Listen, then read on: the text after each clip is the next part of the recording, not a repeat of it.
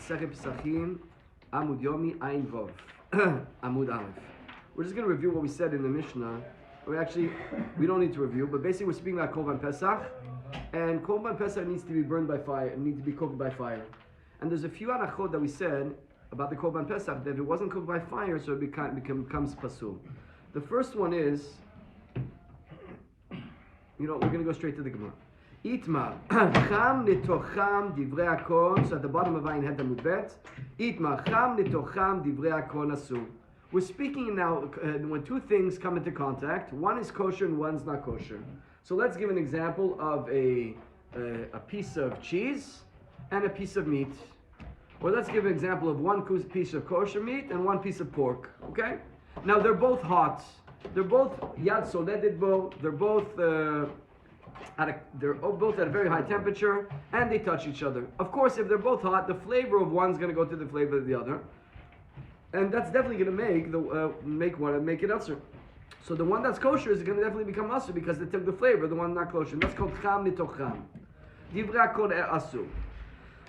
By the way, this is a whole sugya that is one of the main sugyas of Yisur v'Heter. When the Kolenim learn this halachot of ta'arovot. When they learn Basar v'Chalav, this is one of the main sugya. Asur letok tzonen.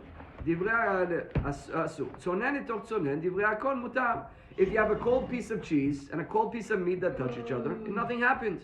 You just wash them off. You check if there's little pieces of cheese that are stuck in the meat. It's a kosher piece of meat. There's no problem. The same thing with the cheese. There's no problem at all because there was no transfer of flavors. We're looking for the problem of transfer of flavor into the other. Cham nitoch tzonen v'tzonen nitoch cham. Here's where we're going to start to get to the machlokes. When you have hot touching cold or cold touching hot, what is the halacha? So it says the Gemara, Rav Amar ila'a gavar. In the famous machloket of Rav and Shmuel, ila'a gavar. We go according to the top one. Ushmuel Amar tata gavar. And according to Shmuel, we go according to the bottom one. In other words, according to Rav, we look at the top one. The top one is hot. It's going to get onto the cold one. It's going to make the cold one hot. Some say because it's pressing down. Some say for different reasons. It's pressing down on it. And therefore, that's going to make that the bottom one's going to come hot and the flavors will exchange. So if you had non-kosher and kosher, one is hot, one is cold. Well, the bottom one's going to go on the top one's going to go on the bottom one. It's going to make the bottom one hot, and then the flavors are going to transfer whatever it is. But if the opposite will not be true, if you have the bottom one is hot, then the cooled one is gavar, it's stronger, it's going to cool down. Whatever the top, it's going to do to the bottom one. So if the top is cold, it's going to cool down the bottom one. If it is cold, then the flavors don't transfer. That is according to the Rav, and it's not the Halacha. Even though we always follow Rav against Shmuel. Rav and Shmuel are two Amoraim in the time of the Gemara, about 1700 years ago in Bavel. We always usually go like Rav in Isur v'Heter, all the Halachot of Kashrut and Mitzvot, we go with Rav, and in Mamonot, in monetary laws, we usually go with Shmuel. Here's one of the exceptions. We're going to see why. Because the Braita follows like Shmuel. And Shmuel said, Tata Gava, we go according to the bottom one. Whatever the bottom one is, that's going to do. So if the bottom one is hot, it causes the top one to be hot. And then the flavors interchange. And if the bottom one is cold, then it cools off the top one. And then there's no problem between the flavors. So for example, according to Shmuel, if you have a piece of meat, a kosher piece of meat on the bottom, and it is hot, and you have a piece of cheese that falls on it, and it is cold, it's going to heat up the cheese, it's going to get the flavor of the cheese, the meat is pasul, the meat becomes taref.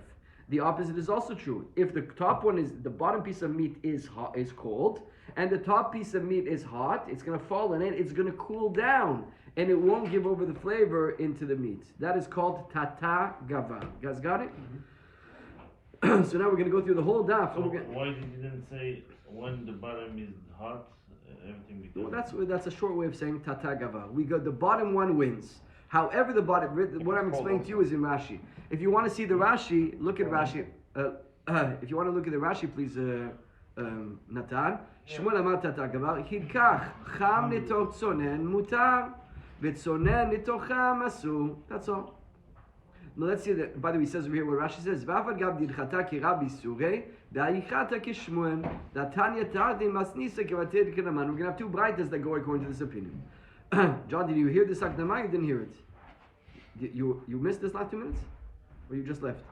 I left when you were talking about Tata. You started Basar Khalab. Okay, just if I continue now, you're gonna miss the whole page. But I'm gonna have to tell you very I'm quickly. still on yesterday's Amoud halfway through the video, so I don't know. Okay, but now today we're doing this.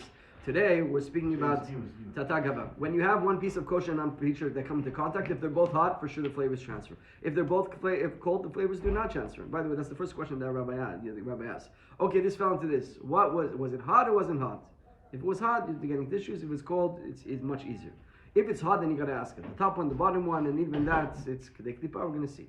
So what happens is over here, the top one and the top one falls on the bottom, and they're both hot. No, that's for sure. Everything is hot. So they're both cold. Everything is mutter. Now, if they're both, one is hot and one is cold. Machloket Rav and Shmuel. Rav says we go according to the top. The top will do whatever it is to the bottom one. If it's hot, it's going to heat up the bottom. If it's cold, it's going to cool off the bottom. And according to Shmuel, we go according to the bottom one. Tata, the bottom one is gover. Whatever it is going to do to the top one. If it's hot, it's going to make the top one hot, and if it's cold, it's going to make the top one cold. The Gemara says, Tnan. Now we're going to go back to our Mishnah. And remember what our Mishnah says? Our Mishnah says, Tnan, nataf merodvo al acheres, v'chazar ilav yiton et mekomo. So when we said in our Mishnah that you're roasting the korban pesach, and the korban pesach needs to be roasted only with fire. Now what happens? A little bit of the juice of the liquids of the korban pesach fell onto the oven, and the oven, of course, is not fire. The oven, of course, is not fire, so a little bit of the liquid fell into the oven. Now that liquid went back into the Korban Pesach. What is the avdiacha? You have to scrape off that place. You have to actually be noted a big piece of the meat. You have your big piece of meat, a little bit of juice falls off it, it goes into the oven, and then the animal falls onto that place, and the juice goes back, the sauce goes back inside the animal. What happened? The juice became cooked by the oven, and now it goes back into the animal. So now that part of the animal is cooked by the juice, which was cooked by the oven, which is not called fire. So now you're not allowed to eat a korban pesach, which is not roasted by fire. This is considered roasted by the oven. So you got to take a knife and take off that whole piece until the liquid got into. So what do we see over here? Kasal kadatcha bicham becheres tzonenet. It seems like we're talking about a cold oven. We're talking about maybe a cold oven. So, and what happened? And the animal was hot. So we're talking about animals hot, the juice is hot, the oven is cold, it hits the oven. So nenit bishna mani Rav. This will make sense according to Rav. Damar ila gava. According to the Rav, we're going to the top one. Mishum achi yitod et mekomo. Because of that, you're going to have to take a piece off to the animal. Why? Because it's hot, burning, bubbling, sizzling juice that went into the cheres. It went into the oven and it heated up the oven. Therefore, now the oven heats back the juice, the sauce. When the sauce goes back into the korban, kamat pesach. Now the korban pesach is being cooked by the heat of the oven. That's why you got to take off the piece. And the Torah said it's called bitzli esh. It's cooked in fire. It's got to be tzli esh and can be cooked by something else. So that's very good according to Rav. Our Braita follows very good according to Rav. And then Shmuel, but according to Shmuel, we're getting into trouble. Damar tata gava. According to Shmuel, we go at the bottom. And if the bottom is cold, why should this happen? Kevan ditzonen, we go the bottom is the stronger one. Akurim mikeren erotev. So hot bubbling liquid is coming back, it's going onto the oven. The oven is cold. It's gonna cool down the sauce. Amayi tore mikomo. When it goes back in, it's going back in cold. It does not cook the korban pesach whatsoever. So why would you need to cut a piece off? Kedamar Rabbi Yirmiyah. Amar Shmuel. Actually, because Rabbi Yirmiyah said in the name of Shmuel, this Braita is not talking about cold oven. Besoret rotachat, achanami becheres roteach. In our Mishnah, we talked about hot flour. Another part of the Mishnah said that if you have a bowl of flour, and the bowl of flour just came off the fire, it's heat, it's sizzling, and then the juice falls inside of there, the sauce falls inside of there. That's what we're talking about. It's talking about a hot flour. So here too we're talking about a hot oven. So how will Shmuel explain to you this Mishnah? This Mishnah is talking about a hot oven. Cold animal, cold sauce, hot oven. Or maybe it's a hot animal as well. Could be hot and hot. But there's no proof against Shmuel from this Mishnah. Tnan, nataf merodvo anasodet. And here's what we just talked about. Now you have a bowl of flour, and you have a little bit of the sauce that goes into the bowl of flour. Yikmotz et mekomo. And what did we say? Like I just told you. Now you have a bowl of flour, you have your Korban Pesach, you have a little bit of juice, a little bit of sauce from the Korban Pesach, a little bit of liquid that falls into your bowl of flour. What did it just do? The bowl of flour is hot. We know that. It's, or at least we're not sure what it is yet. But either way, it falls inside, and you can't eat the flour because now the flour, assumingly cooked, was cooked by the rotiv. Was the hot juice cooked the flour? Now the flour, in itself, cooked again the juice.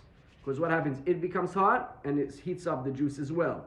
So therefore, you can't eat the flour. You got to take a whole scoop, a little handful of the flour that's affected by the sauce, and you're going to throw it out. So the Gemara says, "Kasat gadadcha bitzodet sonenet." Again, we thought we're talking about a cold flour.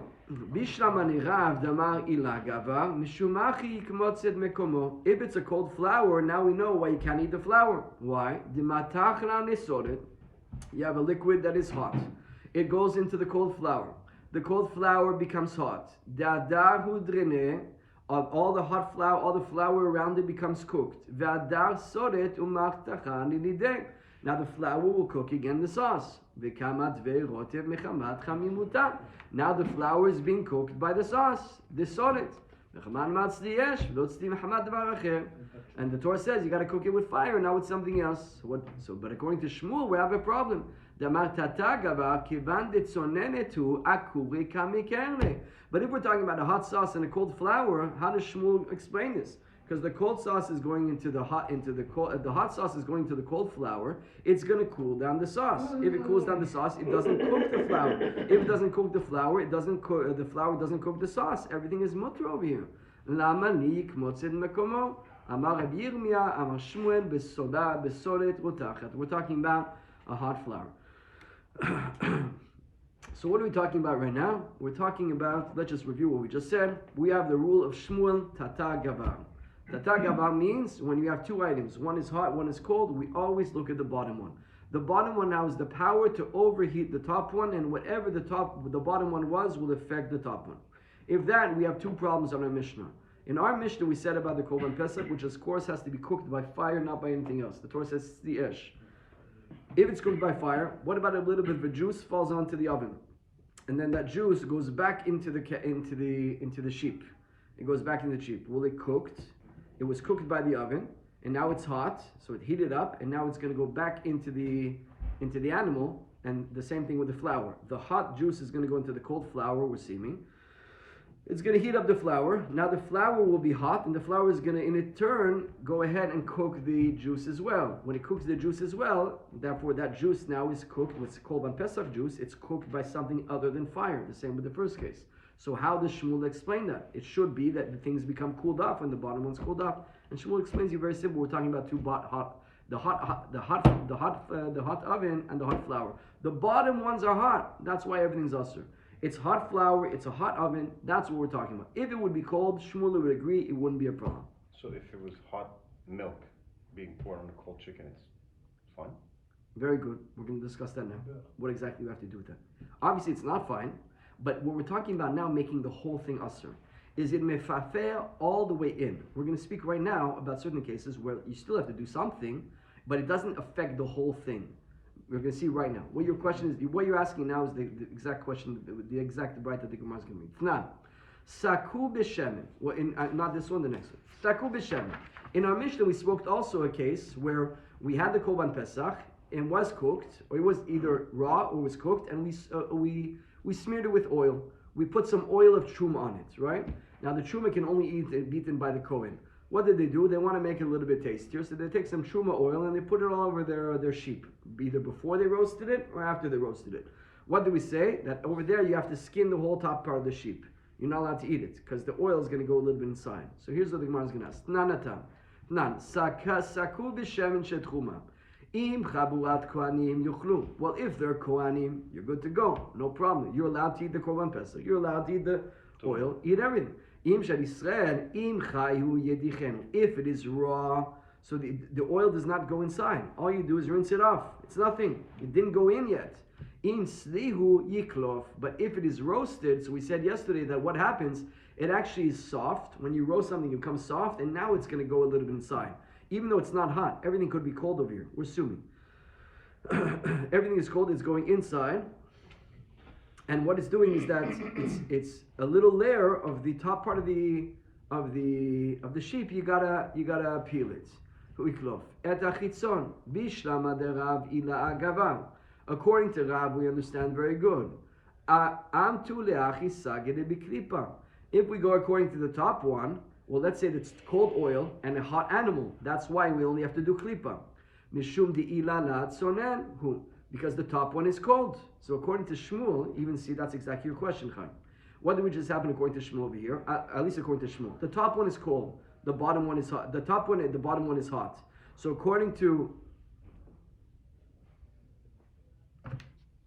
Rav, we go to the top one.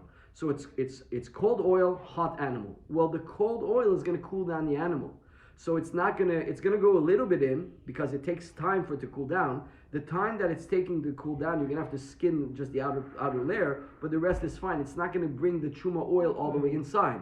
That is according to Rav, because the oil is cold and the oil is cold and the animal is hot. But according to Shmuel, and it is Shmuel that Amar Tata Gava Kivan Dechamu Mivla Bala Amai Sagere Bikripa Nitzar Legamre. But according to Shmuel, if we go by the bottom one, so if you have a hot piece of meat and cold milk goes on it, or cold truma oil going that's on it, why are you only skinning the outer layer according to Shmuel? It should be completely absorbed all the way inside the animal. The whole animal should be asur.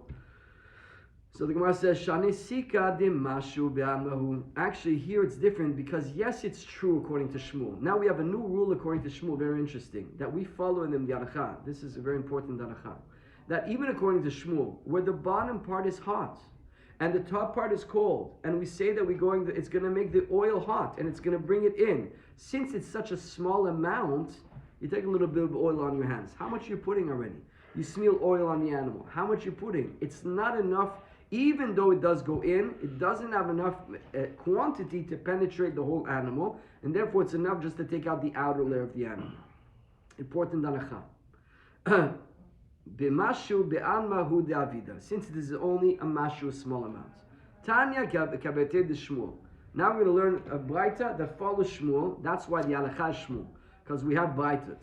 In other words, we have the Mishnah was a machloket how to understand it. But if we have braitot that are clearly following the Mishnah, that are clearly calling for Shmuel, Shmuel will be the halacha, like Rashi said at the beginning. So here's the halachot. Ta'acham nitocham asur. Hot and hot, forbidden. Sonen v'ken sonen shenatan nitocham. And now also cold that goes into hot. Asu, the bottom one is hot, the cold is going in. Cold cheese that's going on a hot meat, it's going to go all the way through.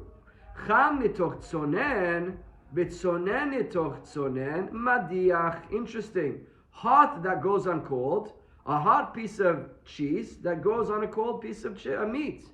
Or cold cheese and cold meat, all you got to do is rinse it off, bring it under the sink and rinse it off. The Gemara says, Cham nitoch tzonen madiach. It's Chaim's question. 1 second. Hot cheese on cold meat, all you got to do is rinse it up. There's no flavor that's going to go inside the meat at all. Kivan dechamu ademekerne ila iefshar delo balapurte. Yes, the bottom one is cold and the top one is hot. But since the cheese is hot, the time that it's going to take to cool down will take a second. So the top cheese going on the piece of meat, yeah, it's going to cool down. It won't go all the way through, but it's going to take a moment, like we saw in Shidat Shmuel, Rab before. It's going to take a moment to cool down, and in that moment, it's going to go inside the meat. What do you need to do? So the Gemara says, you need at least to take off the outer layer. You need to skin the outer piece of meat. Ela ema, so really we have to make an amendment, and here's how we have to say for Shitat Shmuel. Ein ela ema, cham nitoch tzonen kolef. So when it's hot, that's going on to cold, all you do is what you do. Cham that goes on to cold, you need to skin it, you need to peel it, and that in fact is the halacha. You have a big roast, and you have a piece of cheese that falls on the roast. You ask the rabbi, what's the halacha? It depends. Well, the cheese was hot and the roast was cold. Okay, good. We're going with Shmuel. It's tata gava. The coldness of the bottom part will actually cool off the cheese, but it takes a moment to do that. In that moment, the cheese is going to be absorbed into the outer layer, the top layer of the roast, and even in halakha it's written how much you have to skin. So you skin. So it depends. If it's a small little piece of schnitzel, it's the whole thing is very small. But if it's a little piece of smoked meat, the whole thing. But if it's a big roast, you just take out the outer layer. And by the way, not the whole outer layer, just the layer with touch. The touch right here. So just go ahead and skin all that, and you're good to go. How Everything much else- you know how much to take? Huh? So How would you know how much? The Achronim are dealing with this in halakha, how much it is, and it's not so easy because actually they do say I forgot exactly the shiur, but the shiur is very the shiur is written in halakha how big is kedei klipa, but kedei klipa sounds very small. Klipa is a small one. Litolet mekomo kedei nitila is already bigger. You got to take a bigger piece. We're going to see over there. The Gemara says tzonen nitzoch tzonen madiach, but if it's cold touching cold, you just rinse it off. So a cold piece of meat. You have non-kosher meat that touches the kosher meat, just rinse it off, you're good to go. It happens, by the way. These things happen a lot. If there's, now we're going to see, there's a lot of halachot here, so don't judge, don't decide based on this. Yeah, but understand, like, at least you're informed to understand the halakha to want to make a question. But usually cold and cold, you are good. It happens, by the way, a lot of times, you have dishes together, and there's food that are still in the dishes, and you found the milk in the meat sink. So how do you do? So it depends. You could do it with hot water, with cold water. And also, many times you're going to find also that you put, for example, use the meat plate for milk. You put cheese on the milk, or vice versa. You got to wash it off. If you put the hot boiling scalded water, you're going to do the hot water that's going to take the flavor of the meat and put it into your plate. You're going to make usher the plate. So you got to wash it off with cold water. Cold water will not transfer any flavors. Cold does not transfer flavors. It's only heat that transfers the flavor. The Gemara continues. Tanya Aidach, another Baita saying the same thing. Basar roteach shenafan ito chalav. So now you have a hot piece of meat that fell into some milk. Roteach. So hot meat into hot milk, akol alach. Everything is possible. V'ken sonen shenafar etocham. Cold meat that falls into hot milk. What is the halakha? Everything is gone. The meat is gone as well. Asum. Cham nitoch sonen. A hot meatball that falls into the cold milk. What's the halakha? V'tsonen nitoch sonen. Or cold meatball that falls into the cold milk, madiach, rinse it off. What if there's 60 times as much milk as meat? Okay, that's okay. That's fine. But if you have to take out the actual ball that you can. Yeah. And then the flavors that are left over, yes, if there's 60 times more. We're talking about here, we're assuming that there's not 60 times. So what about here it's saying hot into cold or cold into cold, you just rinse it off. Hot into cold? A hot meatball goes into cold milk? Could that be true that it's fine? Cham nitoch tzonen, mediach, kevan dechamu, adimekere yefshad lo barapurta. Kripa miya baye, ni baye, ra'ei macham nitoch tzonen kolef. Tzonen nitoch tzonen madiach, and it's the same thing. So hot goes into cold. A hot piece of meat falls onto the cheese, or the vice versa. You got to just take a little layer of the cheese, because it's true that the cold will cool off the meatball, but in the meantime, it's going to give a little bit of layer into the cheese, and therefore you have to call what's doing kedei kripa. Amar mo, tzonen nitoch tzonen mediach. So now, cold into cold, all you do is rinse it off. No problem. Amar Avuna, lo shanu ela shalom mancho. But all this is when it's not salted. So a cold piece of meat touches a cold piece of cheese. And now, what do? Rinse them off. That's all if the meat is not salted. If the meat is salted, then it becomes a problem, because the salt has the property of transferring flavors. Salt is taking out flavor, right? It's like cooked. It's like hot. It's like cooked. It's not exactly cooked in halakha, but what it does, it's like cooked in the fact that Natan is right, in the fact that it transfers flavors. The salt will transfer the flavor even if it's cold. Damashmuel, maniach havehu kuroteach. Maniach is something that is called bubbling hot. Kavush arekem mibushan. And the halakha of kavush, something that is marinated in vinegar, is called something that is cooked. So for example, if you take meat into vinegar and you put the cheese, cold meat and cold cheese in water, nothing happened.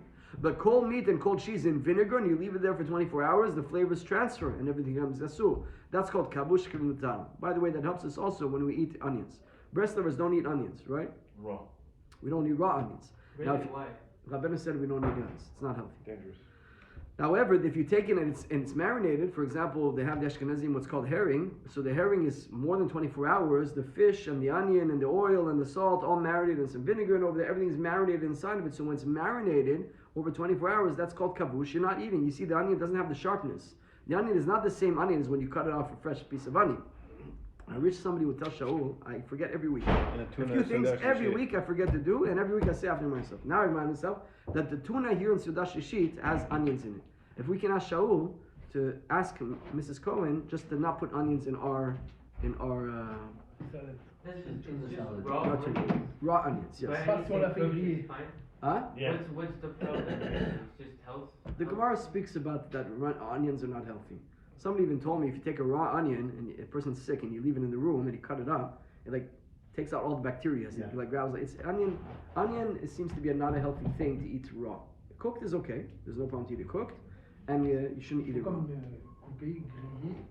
Yes, grillé is good. I think once it goes on the fire, it's okay. Okay. Amar Rava, Hada Amar Shmuel Maniach Harehu Kuroteach Lo Amran Ela Sheno Nichan Mechanad Mincho. This that we said that something that is salted is like something roasted. That's only when it's so salty that you cannot eat it because of its salt. There are certain things that you eat it salty, it tastes good. That's not the salt we're talking about. A little bit of salt on the meat we're not talking about. The beef jerky is very salty, right? When you buy that piece of meat there, that's like a salted, dried piece of meat. It's very salty, but it's edible. Now we're talking about here, it's so salty that no regular person would eat it. You wouldn't want to eat that. That's where it transfers flavor, not just a little bit of salt. So if a little bit of salted meat touches a cold another piece of meat, that's not going to be isser. It's when it's so salty, like for example, you're trying to get the blood out. When you're trying to get the blood out, so you salted it to the point where you're not going to eat it. That's what we're talking about. Avan, nichan mechamad mincho lo. There was a little, I think, a pigeon that fell into a. The medicha that he's doing is to preserve the meat. Oh yeah. Okay. Yeah, So that's what Rashi said. Okay, very good. שאין נאכל מחמת מלכו שאין נוח לאכל מרוב מלח שבו ששורים ומדיחים אותו במים כי אין מדיחה בשר להצניח.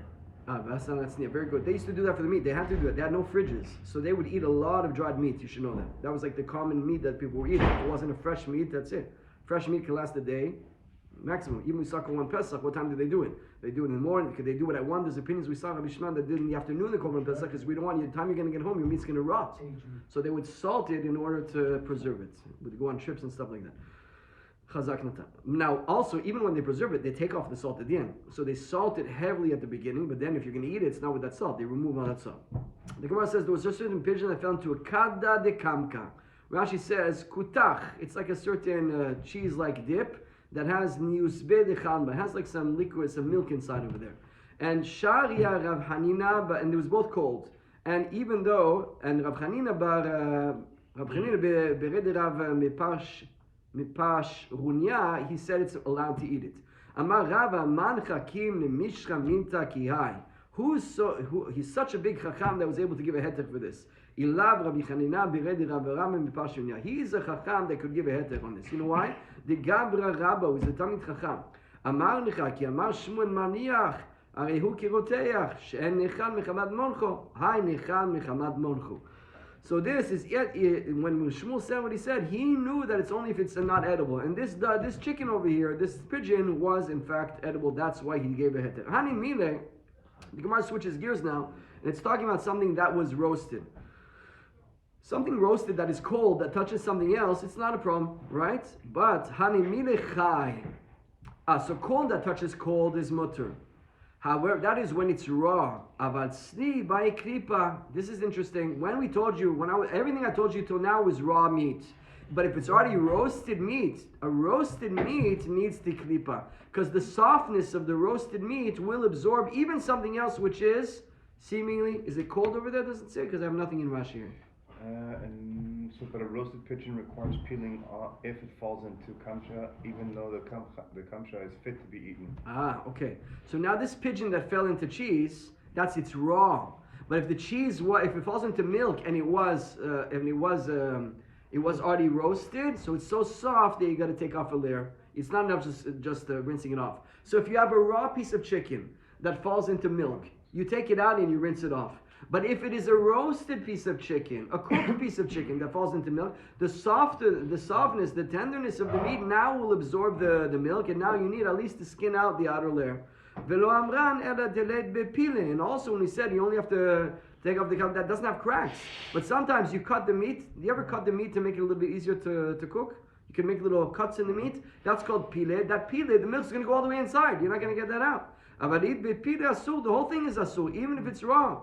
And also, even without pile, even if it's not raw, if it was roasted with spices, that really renders it soft, and it basically opens up the pores. It seems to be, and the meat is gonna, and the chicken is gonna go, and the meat is gonna go all the way in. It seems to be also because the kamcha has a salty taste.